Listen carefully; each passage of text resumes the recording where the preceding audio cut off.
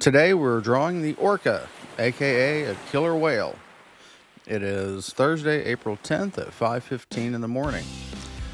This step right here, the first one with the curves, I had to start like 3 or 4 times and throw paper away.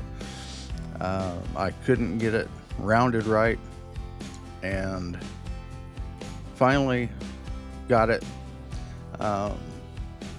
It was tricky. I don't know why.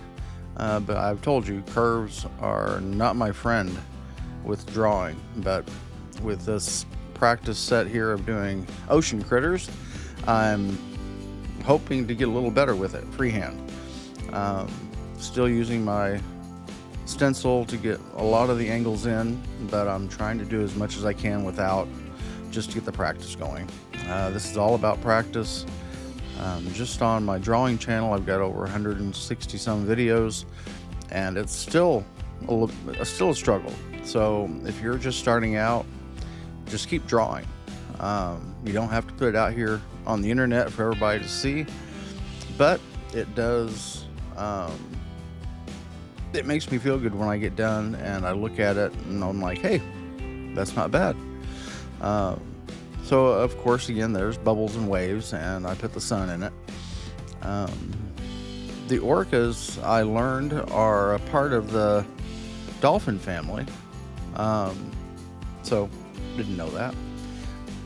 It's nice to learn interesting facts about all the critters that I'm drawing, because I've always been one to learn all the time.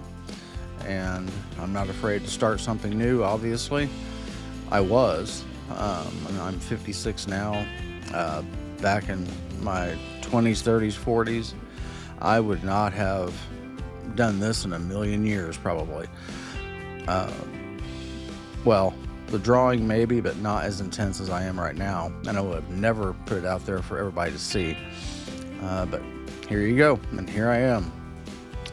Just keep practicing whatever hobby you decide to do, whether it be woodworking or quilting.